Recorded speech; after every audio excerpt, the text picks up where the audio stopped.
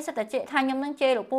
100ទៅថោកទៀតហើយសិតតែថាអីណាជេទាំងកថាដូចមេរោងចាក់ចាជម្រាបសួរថ្ងៃនេះខ្ញុំម្ចាស់ page ខ្មែរ Healthy Herb សូមមកបកស្រាយចំពោះអីវ៉ាន់ COD ភ្ញៀវចាក់ស្ដែងថ្ងៃនេះមានអីវ៉ាន់មួយគាត់អីវ៉ាន់ហ្នឹងគឺ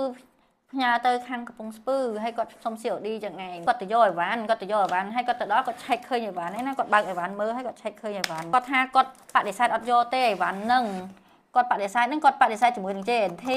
ជាមួយនឹងខាងក្រុមហ៊ុន JNT ណាថាគាត់អត់យកទេអីវ៉ាន់ហ្នឹងអញ្ចឹងខ្ញុំក៏អត់ដឹងថាមូលហេតុអីបានអត់យកដែរព្រោះ JNT គេប្រាប់មកខ្ញុំវិញថាអីវ៉ាន់ហ្នឹងគឺភ្ញៀវបដិសេធអត់យកអញ្ចឹងខ្ញុំក៏ឆាតទៅសួរគាត់ថាលោកពូមិនបានអីវ៉ាន់ពួកខ្ញុំផ្ញើទៅឲ្យលោកពូអត់ទៅយកអញ្ចឹង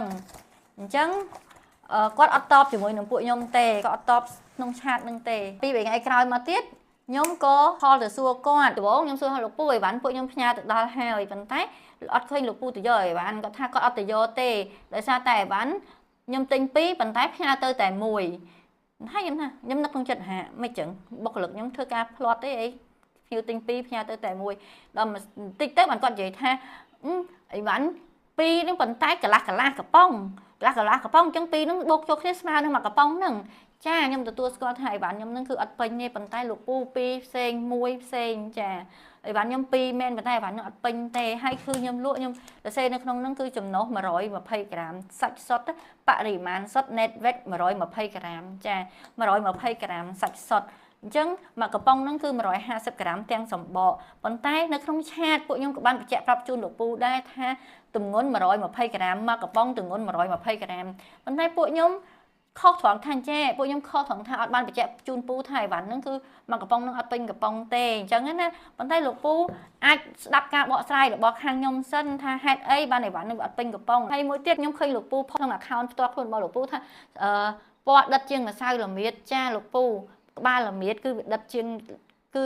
ម្សៅល្មៀតធម្មតាអញ្ចឹងឯងលោកពូផលិតផលខ្ញុំលក់រយៈពេល7ឆ្នាំហើយឈរជើងបានរយៈពេល7ឆ្នាំហ្នឹងគឺដោយសារគុណភាពនៃផលិតផលភ្ញៀវគាត់ប្រើគាត់ជឿជាក់ហើយគាត់ណែនាំបន្តគ្នាលោកពូបើសិនជាលោកពូយកទៅពិសោធន៍មានបន្ថែមសារជាតិពណ៌ឬក៏សារជាតិរក្សាទុកខ្ញុំសងលោកពូ1គុណនឹង10ខ្ញុំហ៊ានធានាដោយសារផលិតផលនេះគឺខ្ញុំផលិតខ្លួនឯងផ្ទាល់ហើយសិប្បកម្មខ្ញុំមានការចុះបញ្ជីត្រឹមត្រូវលោកពូចាពូអើយលោកពូ